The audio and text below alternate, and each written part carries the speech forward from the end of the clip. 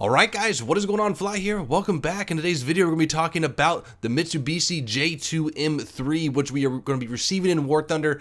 I don't know when 1.45, but it is now in development by the developers of War Thunder. So in today's video we're going to be talking about some of the history, the pros, the cons, and how it's going to be used in War Thunder.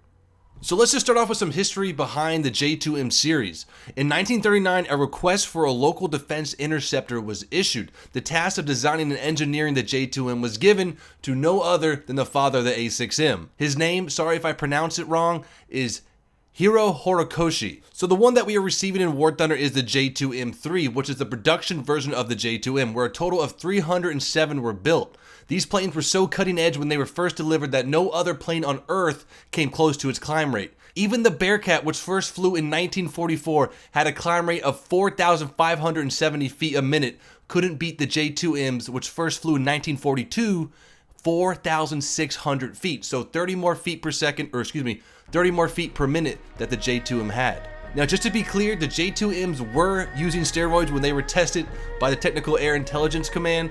The steroid it was given was the 92 octane fuel plus methanol, but still, even with that said, the climb rate is still super impressive. So with all that said, the J2M had a major flaw.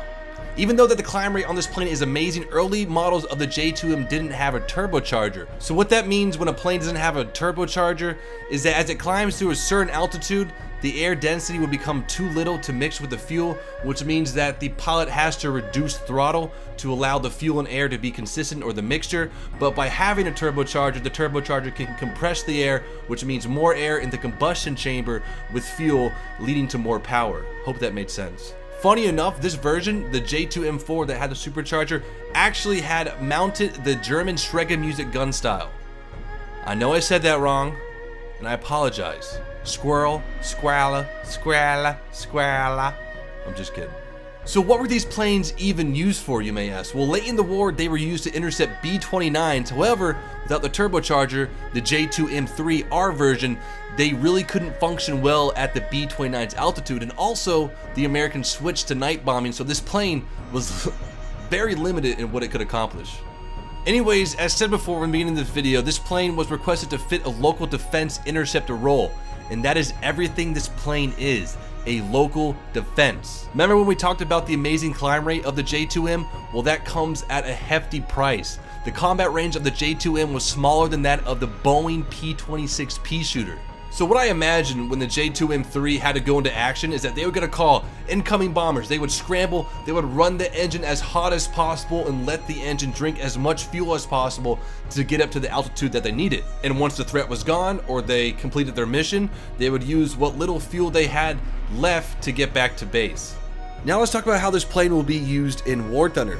Now the J2M, I believe, is going to have a tier of 4.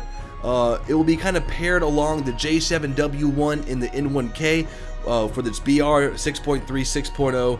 But hopefully by the time this plane is released, we will see a cease and assist of the BR system. And the reason why I think the J2M3 should be at that BR or tier is because it's going to have a phenomenal climb rate. It's going to have a phenomenal armament of 4 20 mils Type 99-2 cannons.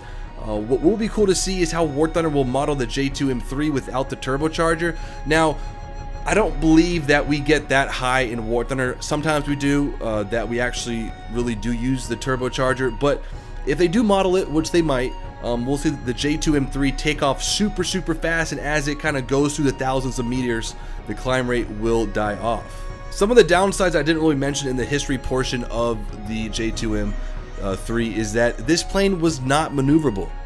You will be using this plane as a boom and zoom plane only.